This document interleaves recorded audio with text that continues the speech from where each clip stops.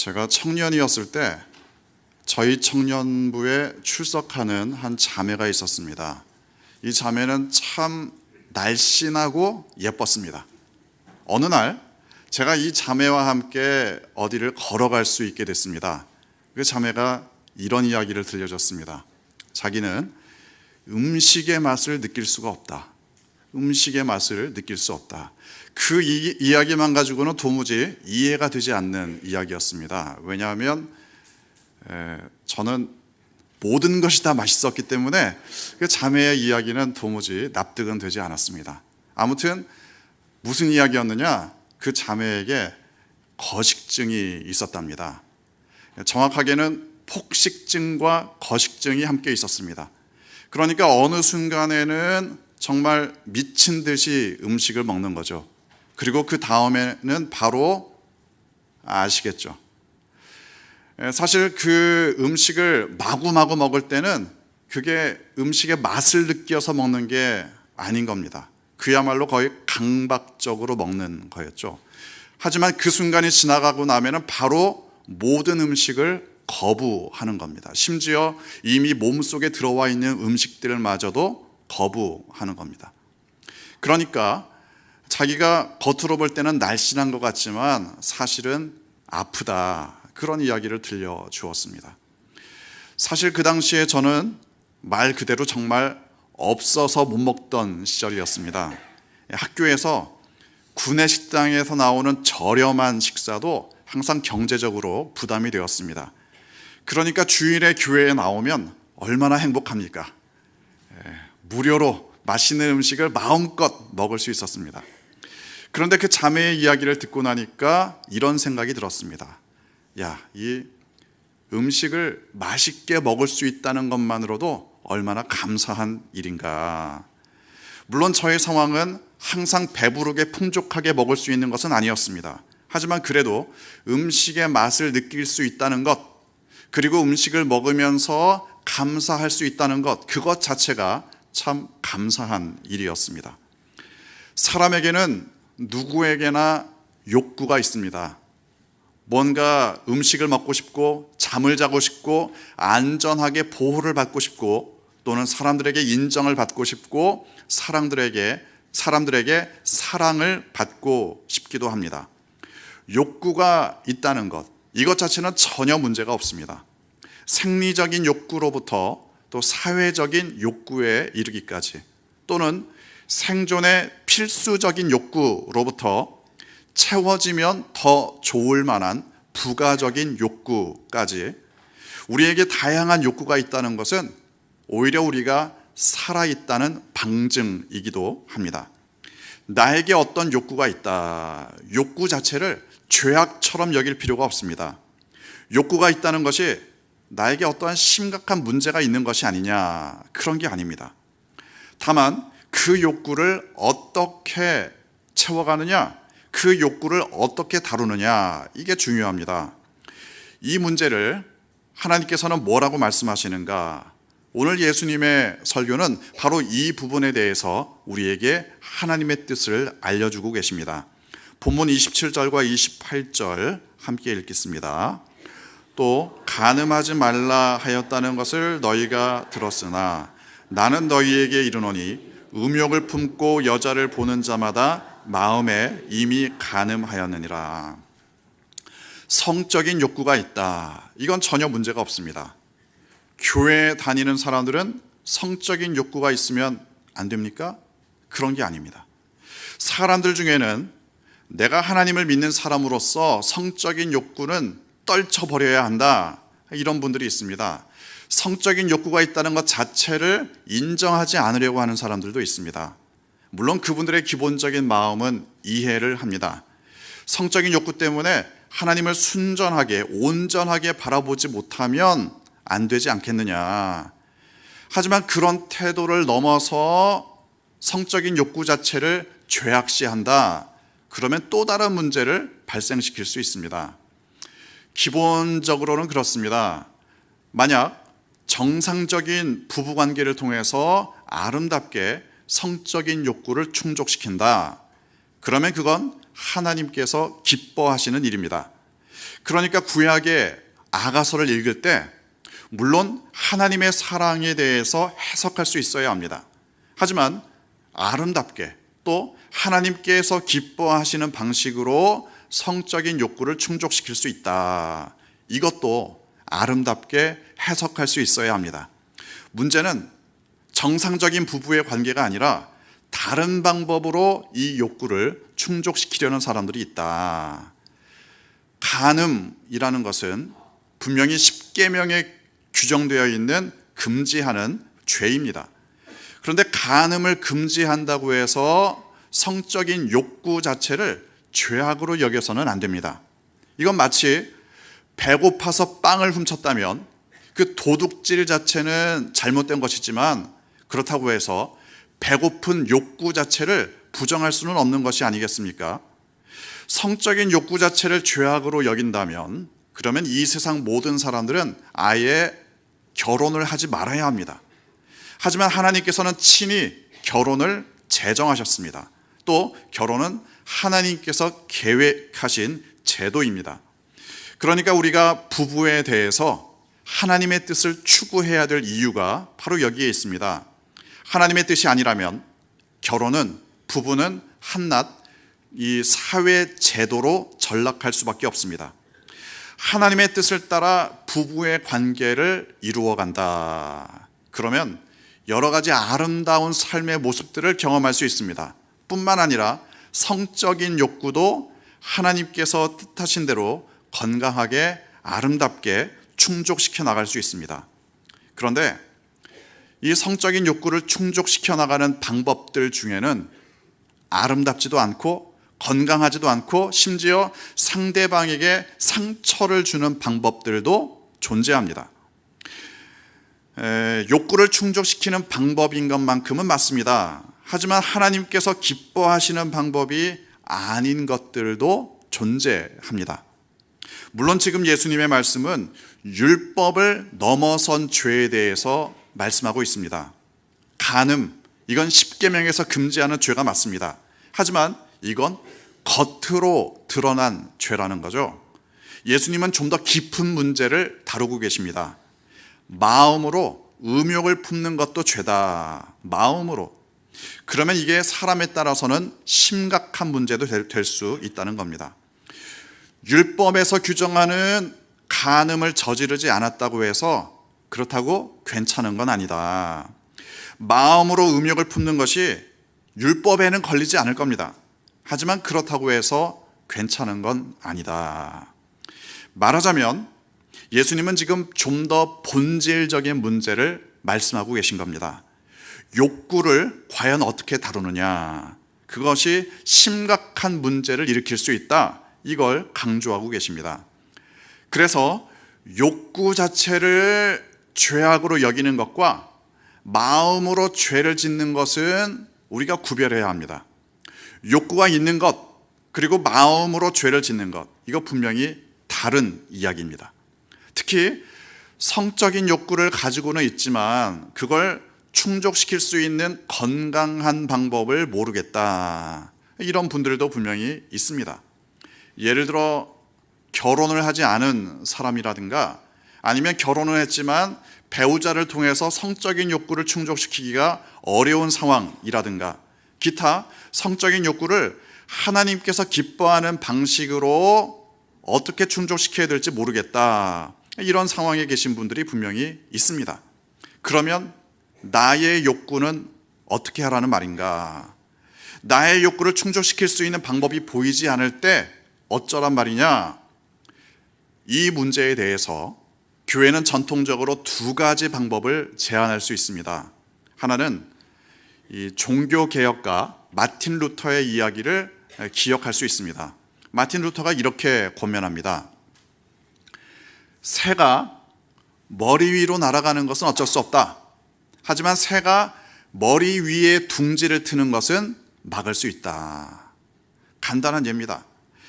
우리가 욕구가 발생하는 것 자체는 막을 수 없습니다. 그리고 그 단계는 아직은 죄가 아닙니다.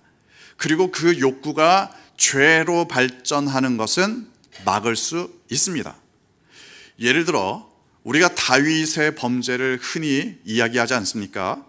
다윗이 왕으로서 자리를 잡고 이제 좀 여유를 갖게 됐을 때의 사건입니다. 다들 전쟁에 나갔습니다. 다윗만 왕궁에 남아서 있습니다.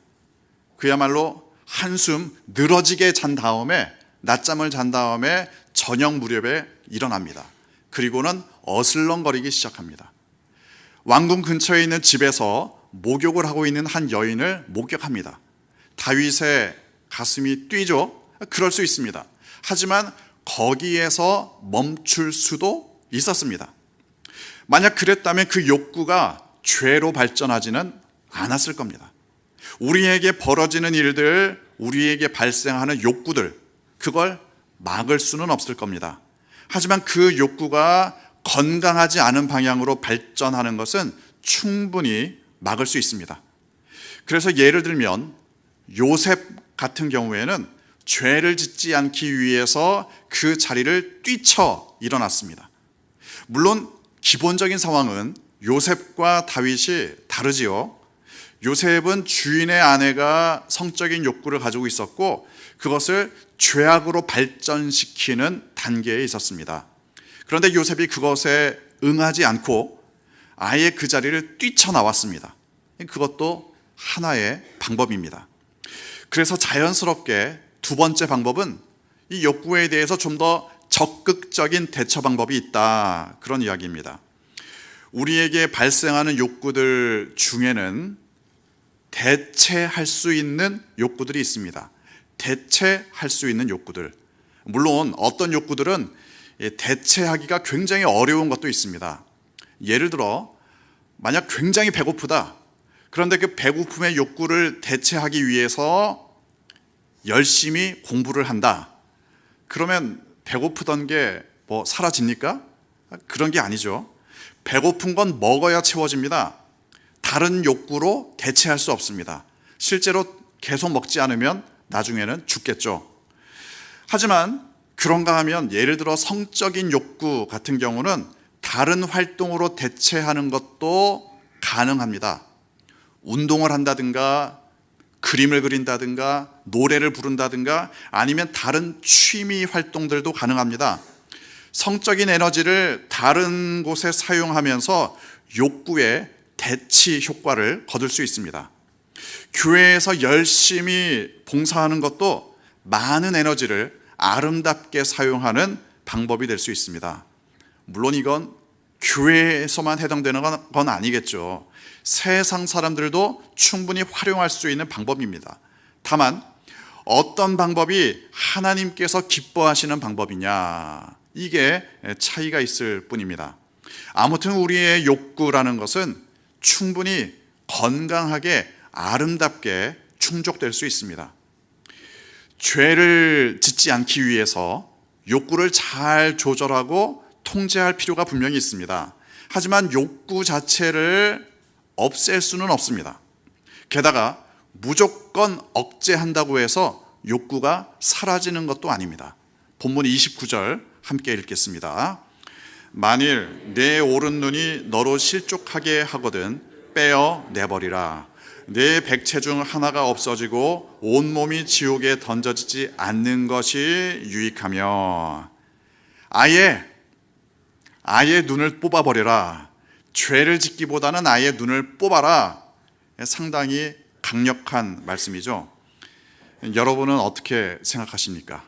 예수님의 말씀을 따라 죄를 짓기보다는 아예 육체의 일부분을 없애버리시겠습니까?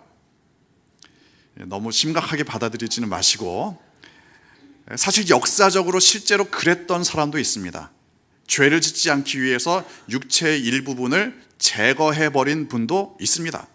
하지만 더 안타까운 사실은 그랬음에도 불구하고 육체의 이 욕구가 사라졌느냐, 사라지지 않았다는 데에 문제가 있습니다.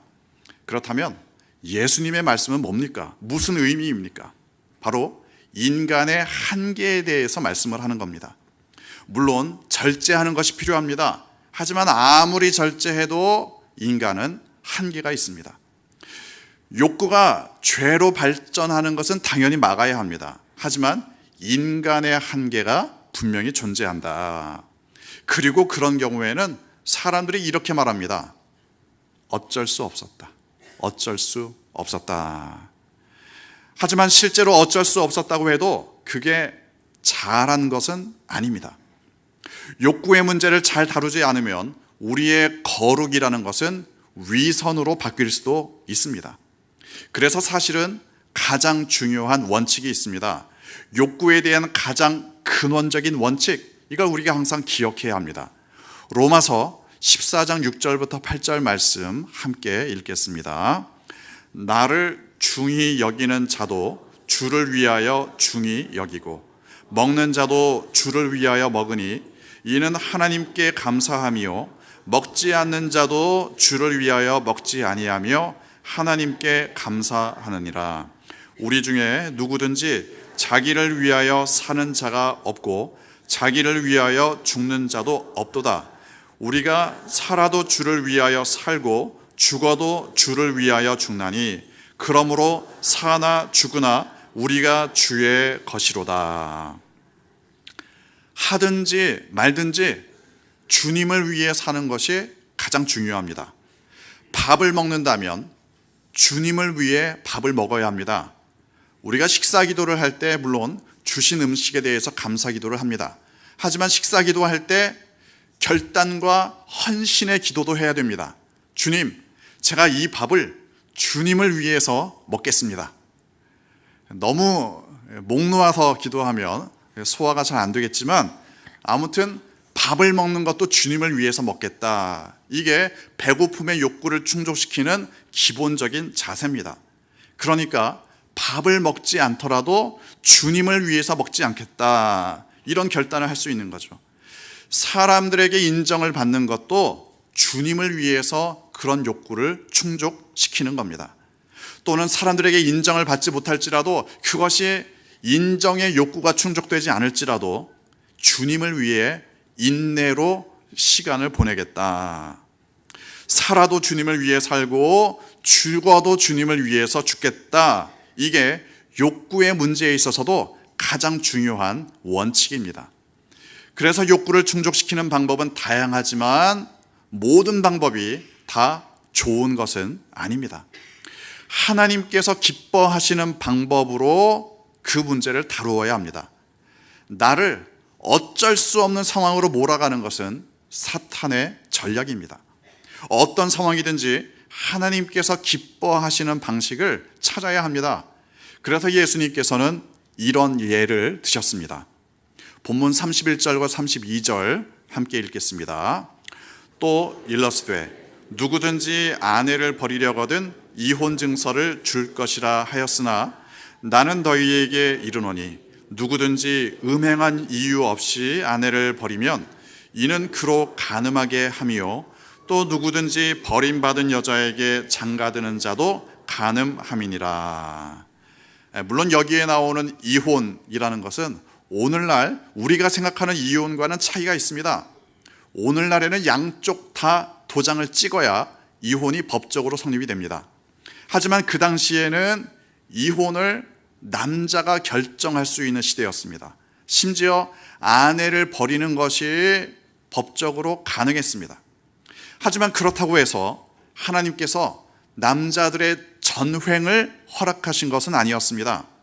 이건 최소한의 사회적인 보호를 위한 규정입니다. 여자들을 아무렇게나 함부로 버리지 못하게 한 거죠. 이혼 증서가 있어야 그나마 이혼 이후에 다른 남자와 결혼할 수 있었다는 이야기입니다. 인간은 죄인입니다. 만약 자신의 욕구를 해결하기 위한 손쉬운 방법이 있다, 그러면 별 생각 없이 그걸 선택할 수 있는 존재들입니다. 사람을 보호하기 위해서 규정을 주셨는데 그걸 악용할 수 있는 것이 인간입니다. 그러니까 하나님은 남자들에게 아무렇게나 해도 괜찮은 권리를 주신 것이 아닙니다.